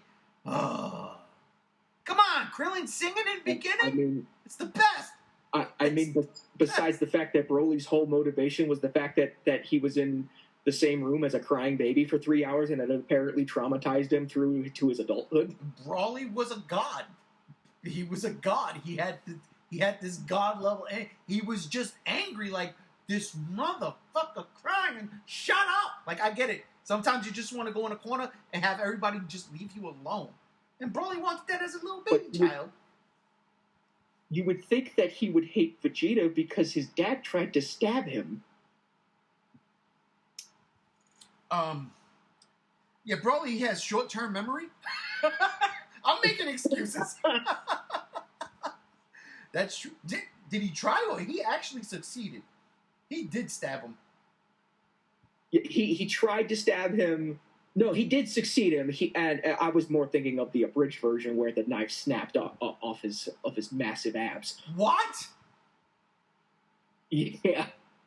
is that, like a Dragon Ball Z Kai thing? Because I've never seen that one. Oh no, it's Dragon Ball Z abridged, where they take it's a parody of Dragon Ball Z, where they take the story of Dragon Ball Z and like dial up the characterization up to 11 to make it a parody of itself. Where Vegeta is so egotistical, it's funny. Where Goku is so stupid, it's funny. Okay, I get you. That's fucked up. Damn. But go ahead, bro. Yeah. But like back to superhero. Okay, so I'm not going to reveal like the big reveals. Okay. But I will say, if you miss Gohan from the end of the Cell Saga, you are going to love this movie. Oh, there was nothing better. I swear to God, when I saw that scene for the very first time, when Android 16 looks at Gohan and smiles, and I think he might have said something, I don't remember, but when Cell steps on his head, and you watched the original Japanese version. You didn't watch the dub. You had Umne no Hi, Spirit versus Spirit playing rather than the Bruce Faulconer music. Yo, when that line snapped and Gohan went from being book smart yet strong and a pacifist to I'm gonna kill everybody, I said, oh no. You see that part in Dragon Ball Z, you go, oh, eventually it's got to be Goku versus Gohan, right? Gohan just went straight up bad guy. He went Hal Jordan, Green Lantern. It's over for everybody. That was one of my favorite scenes in anime history. Period. So if you telling me superhero gives me something on par like that, oh God, I'm in. Oh yes, it absolutely does. And like I said, if you're a Piccolo fan, this gives respect to Piccolo. This almost completes his arc as a character, even, because you had the beginning of his arc where he was corrupted by his father's influence and thinking he's a demon. Then you have the revelation that he is not of this world, that he is a Namekian. Yeah. And then you have him absorbing the memories and the culture of his people by joining with Nail. And then you have him completing himself as a person by rejoining with Kami. Something happens in this movie that completes him completely. No, don't even. I don't see. Now I'm worried. Now you got me all fucked up. Now I'm worried because one of my favorite characters, as annoying as people might find him, is Dende. So no. That's all I'm saying is no. I'm gonna watch this movie tonight. Are you out of your fucking mind? I got it's St. Patrick's Day. Piccolo is green. I'm representing this tonight. I'm representing. Oh my God. Is Mr. Popo in this movie? Yes. Very briefly. All right, as long as Mr. Popo is in this movie. We see more of actually Korin and Yajirobe than we do Dende and Mr. Popo. Wow. Cuts deep. Shit. Wow. Okay. And one more thing that I would love to discuss when it comes to not spoiling this movie is the animation. Okay. So, as you might be aware, this movie is 3D CGI animated. Oh, I did not know that. No. Yes, the movie it's like in the previous Dragon Ball Z and Dragon Ball Super movies, Battle of Gods, Resurrection F, Broly, they would have instances where it would be CGI, and it honestly, from those movies, looked terrible. I can name the instances in Battle of Gods where Goku and Beerus are first coming at each other in the desert. That was CGI animated. That looked terrible. In Resurrection F, when Goku and Frieza were fighting in that volcano crater, that was CGI. That looked terrible. In Broly, when Goku and Vegeta were doing their Kamehameha Gallic Gun combo against Broly as Super Saiyan Blue, in the middle of that massive lava flow, that was CGI. That looked terrible. This entire movie is 3D CGI, but it does not look terrible. It actually looks amazing, and let me tell you why. Because unlike those other movies where you can tell that this looks like a freaking PS2 graphic, like straight out of the old PS2 Budokai Tenkaichi games level of CGI model. These models, on the other hand, are not only cleaner, and the coloration is actually closer to that of the manga than it is the anime, if you ever read the manga in color. It's actually, the models are touched up by having a layer of 2D animation on top of the CGI models. Oh. That's interesting. So it's literally kind of like 2D animation, but with the 3D CGI model there, so that they can just trace over it and keep everything on model 100% of the time with no animation errors whatsoever. Come on, man. You kidding me with this bullshit? Oh, I'm looking forward to this tonight. You kind of got me ready to go watch, because I got to be honest, I've seen Battle of the Gods once, and I was like, I don't know. But then I really enjoyed it during the story arc in Dragon Ball Super. I physically own Resurrection Z. Resurrection F. I own that. See, it's funny you say the Gohan moment, because in the movie, Gohan gets his due. Gohan gets absolutely disrespected in that movie. Wait, no, for real? No, I swear to God, I thought he got his due, and then it was the series where he got disrespected. Oh man, maybe I got him backwards. I thought he got his props. In both instances, Gohan goes Super Saiyan, thinking that Frieza is the exact same power level as he was on Namek, and he thinks, oh, he's in his first form, I could take him on easily. And then Frieza gut punches him in his first form, and drops him to the ground. Okay. It's been a minute. Can't lie. It's been more than a minute, because I only watched that one time, and then I watched the series. And then Broly, again, I have my feelings. I am stuck in my feelings. It could be because of the 90s style of animation. I just love the old. It's probably a mixture between the animation and nostalgia. Is you probably watched that like back when it was still the tape circulation and before Funimation even touched that movie. 100% exactly that, because my boy who put me on to Dragon Ball Z, the first one I watched was Broly, and I was like, what the fuck is this? Because again, I thought it was something completely. I wasn't into Japanese animation like that. Like, I'm not saying I wasn't into it. I didn't understand the TV stuff. I watched movies. I've seen Akira. I've seen Fist of the North Star. I've seen Ninja Scroll. I've seen Uru Sakadoshi, Legend of the fucking Overfiend, which kids, if you can't watch that if you're 13 and under. You can't watch it. You can't watch that if you're 14 and under. 15 maybe. That is a very fucking vulgar. That is hentai at its. For me, it was hentai at its craziest when I was young. I was just watching movies. I didn't understand the TV shows. Like, I didn't watch Pokemon. And this was before Pokemon when I started watching. No, Pokemon was around when my boy put me onto Dragon Ball. But Dragon Ball, again, has been around forever, so it had its legs. So when I saw Broly, I thought that was a part of the TV show. I thought it was. So I go to my bootlegger, and I go, yo, Mr. Bootlegger, let me get that Broly saga. Like a crackhead, I'm like, let me get that Broly saga, son. And he's like, the fuck you talking about? I was like, the Dragon Ball Z, the Broly saga. He goes, motherfucker, that ain't a Broly. That's not a saga. It's a movie. I don't know the difference. I just want. So he gave me the movies. I got all three of them.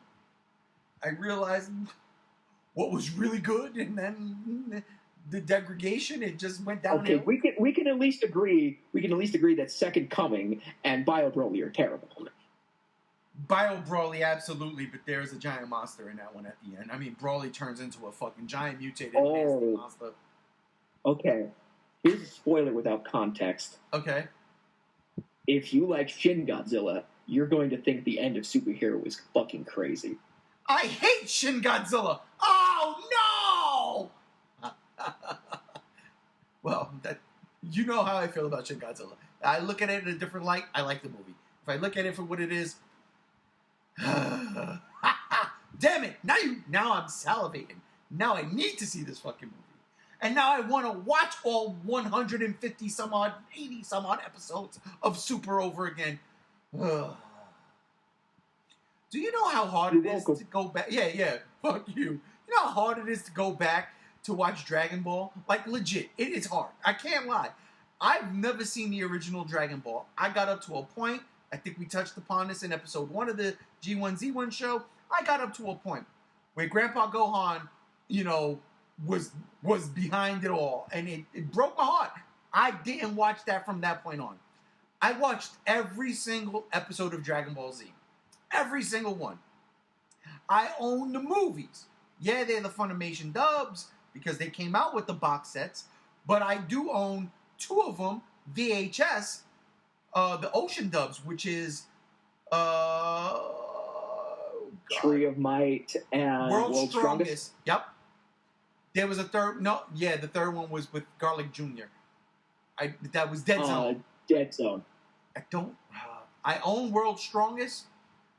No, Tree of Might. That's the one with Lord Slug. I don't own that one.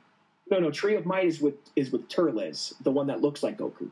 Right. Shit. Do I own that one? I don't remember. I gotta look. I gotta go find my box of tapes. But right. You're right. Lord Slug was something completely different. But I'm saying Lord Slug was just titled Lord Slug. That was the 4th one. Yeah, that was the 4th Dragon Ball. That's why I'm getting. Yeah. So I mean, like this. I watched every single episode of Dragon Ball Z. Got the movies. Watched them all. I went through every single episode of GT. Wasn't my favorite thing, but I did have fucking fun with, again, like I did not like the Baby Saga. I was like, but I really did like Super Android 17. I did. I liked it. I did. I just liked Android 17. You are a contrarian, my friend, because most people, it's the exact opposite. Everybody loves the Baby Saga, but hates Super 17. Vegeta's my favorite Dragon Ball character, and the fact that he went bad again, to me, I was like, he was just Majin Vegeta, like 10 minutes ago. And now he's baby Vegeta. No. And it threw me, it made me mad. It made me mad. But Android 17, fuck that. He's Krillin's brother-in-law. Fuck him. Now he's like this badass dude. I'm like, yeah. If I could get you to watch GT again and look at it from this angle, all right? Okay. It's not Majin Vegeta all over again. Vegeta is the victim. Because Vegeta's consciousness is not there. Vegeta is not there. That is Baby. And Baby is a product of the Tuffles. And the Tuffles were victims of the Saiyans because Planet Vegeta was originally the Tuffles planet. And they want revenge on the Saiyans by wiping out the remaining ones and reestablishing Planet Plant, not Planet Vegeta, as the Tuffles' new home. Good God Almighty, you are deep cutting me right now. I think I just got recircumcised. Holy shit. Holy shit. Oh my God, that is shit. Okay. So when I watched it, let me be honest, I didn't understand any of that shit. I just seen Vegeta getting possessed, and I'm like, oh, not again. Greatest character in this damn show, and possessed, and fuck. Now he's got Gohan, Goten, Trunks, it wasn't Videl. Who was the other one? Bra! Oh, they're all possessed. Yeah. I was upset with that shit. I really was. But I did like the Ultimate. I did like Ultimate or whatever, Android 17 something. I did. Even to an extent, the Dragon Saga. GT. The Shadow Dragon Saga. Yeah. What it was with GT was I liked the animation more so than anything else. I thought the animation was on point. I mean, the animation for GT had an advantage of being produced practically right after Z ended, so it was consistent.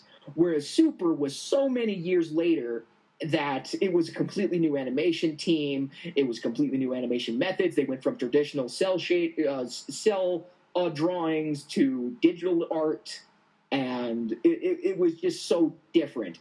Plus, it had the same animation schedule as the original Dragon Ball Z, and thus it had more time and budget to it. Whereas, especially when you watch the beginning of Super, you could tell they had neither of those. Yeah. Because of the modern anime industry. Oh my, yo, what are we doing with ourselves, bro? Like this is top notch shit. Like you're a historian. Come on, holy motherfucker. I love Dragon Ball, man. This is why, ladies and gentlemen, this is why I love Gam Gam. I love Gam Gam Z1. I'm happy we did this show.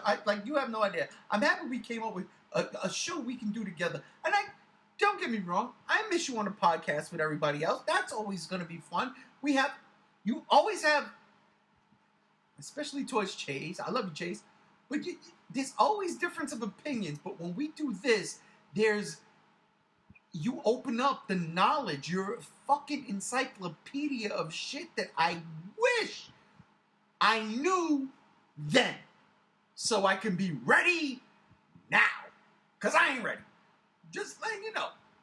But I am so fucking happy that I have you here to hold my hand, and walk me through some of this stuff. Regardless if I'm fucking 20 years older than you or so. It doesn't matter.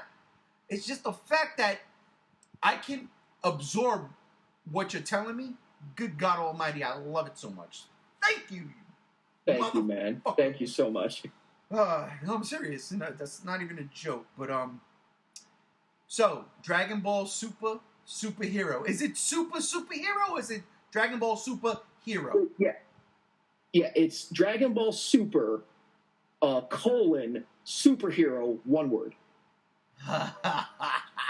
They're banking on that Marvel money. And they really are too, because if you listen to the soundtrack of Dragon Ball Superhero, it is very Marvel. So all right, the soundtrack, the English dub or the Japanese dub, or does it make a difference? It doesn't make a lick of difference, because these days with Dragon Ball Super and all that, they don't bother making the Funimation doesn't bother outsourcing people to Americanize the anime anymore. It's just the same soundtrack throughout. Gotcha. See, well, you know what? I can understand why they probably didn't do it back during the Z days. I understand. I absolutely love all the Japanese music, the original dubbed music. I love it way more than, the Funimation dubs or whatever. Hell. Yeah. You grew up and watched Dragon Ball Z with the original Shusuke Kikuchi soundtrack, which, by the way, you fans, Shusuke Kikuchi also scored the Showa Gamera movies, in case you didn't know. And Shusuke Kikuchi's music is masterpiece. Now, as someone who grew up with the Funimation dub, I have an appreciation for Bruce Faulconer's soundtrack, but these days I more appreciate it as video game music in the original Dragon Ball Z Legacy of Goku games on the Game Boy Advance than watching it in the show. Okay, let me ask you this question. I gotta ask you this question. Because this one for me is tough. I know my answer, but it still is like, Dragon Ball Z. Rock the Dragon or Shala Head Shala? Oh.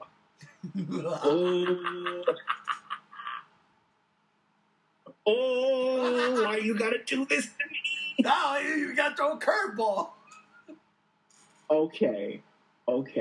If I had to be definitive with it, I would say Chala Head Chala, simply for the fact that it has more variety in its lyrics rather than Dragon, Rock the Dragon, Dragon Ball Z, and repeat that forever. Fair. That is fucking fair. Yeah, it's always gonna be Shala Head Shala. Always. I mean, sparking. Man, when I heard that for the first time, I fell out of my chair. I said, what is this composed? What is this composition? What is this? Oh, drove me up a wall.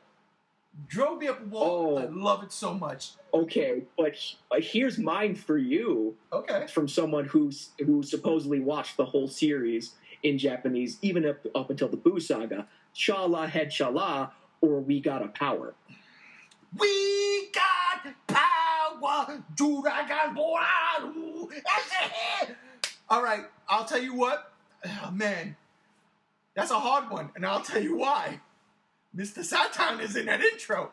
That's my guy. Vegeta's my number one. I love him to death. Good God Almighty, though, Mr. Satan. Oh, number one. That is. I tell everybody this when I talk anime with people. I tell everybody this: is Mr. Satan and Don Kanoji from Bleach. Those two dudes are the greatest anime characters of all time, from what I've seen. I'm pretty sure there's other archetypes that are just like them, but good God Almighty, those two dudes. I used to laugh like Mr. Satan. I used to run up on people and go, "Oh, nigga, nigga, nigga, nigga, nigga, nigga." Whenever you get beat up and shit, I used to do that all the time. Yes. But then I seen Don Kanoji, and I was like, "Oh my God, spirits are always with you, boy, bro." So when you bring that up, it's always gonna be Shala Head Shala. It's always that's. But, dun dun dun dun dun dun dun dun dun dun. That GT song, that shit's out of bounds. That shit shouldn't have been made. That's out of bounds. That should make me cry. That should makes me feel good in my heart. Hold my hand. Oh man, shut the fuck. Oh, damn it. Dan Dan Kokoro Rikare is so good. That's why, man, and I think that's why I really like GT a lot too. Is that fucking intro. I never skipped it. Well, I didn't skip it because I wasn't pressing fast forward on my VHS tapes. Which makes me hate the Funimation dub even more because they replaced it with that god awful rap. Step into the grand to a grand to a grand to a step into the grand to a Dragon Ball GT. Oh my God! You just brought up ancient memories of stuff. Now I'm gonna go shoot myself. I don't mean that. Don't take that the wrong way, people. Come on, suicide's not the way. But oh my God, I put that shit on my head. Oh God, oh man, I hate when shit like that just rears its ugly head. Ugh. Mm-hmm. It's just the cringe of it. Oh, shit. I don't even know what the super song is, to be honest with you. Now that I think about it, I'm like, I just got Dragon Ball Z. There's two super songs, and I love them both. There's Chozetsu Dynamic, which was from the beginning of Super all the way through the Goku Black Art. Okay. Which... I fucking love that song. You know, Chores, Dynamic, let's go, Dynamic. Oh, yes! Now I remember that. Yep. Yes. And then for the Tournament of Power, it was Limit Break X Survivor, and that was the most hyped song ever. Oh. You know, you're going to make me call my brother up, right? Now, you're going to make me call my brother up and be like, hey, don't even talk to me. Just listen to this. And put that shit on. Because we used to watch Dragon Ball Super 5 o'clock in the morning every Sunday morning. I swear, and text each other. You up? Yeah, I'm up. You up? Yeah, I'm up. And we used to have 5 o'clock in the morning. We were living in the age of simulcasting from Japan, and we had to get up that early because that's when it was airing at night in Japan. Exactly. Dude, like, you have no idea. 5 o'clock on a Sunday morning. We were up. You ready for church? I'm ready for church. Let's go get him, Dragon Ball. Oh, man. Listen, this is one of my all-time favorite podcasts. I gotta be honest, and I swear and everything, I did not think it was gonna go this long. At all. I thought we were gonna be done, nice, precise, 1 hour.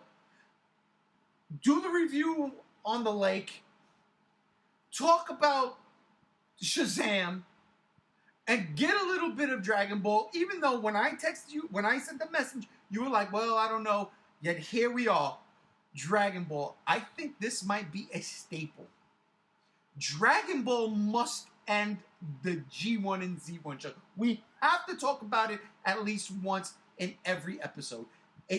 We just have to. And And because there's always new content to talk about with Dragon Ball, because it's so popular right now, it's popping off. I will always have something to talk about every podcast. You didn't even get to Budokai 4. I mean, like, is that even a thing? That's a thing. Yeah, Budokai Tenkaichi 4. I need to go into depth about my wishes for that game next time we talk, man. Oh, so because I have some wishes. Ladies and gentlemen, you understand that is the teaser for the next episode, episode 3 of the G1 and Z1 show. I want to thank you, Gam Gam Z1, for being on here with me for as long as you've been on here with me, talking about all this fun stuff.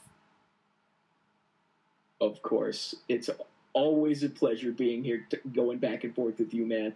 I love doing this, and I hope to be able to do this more often.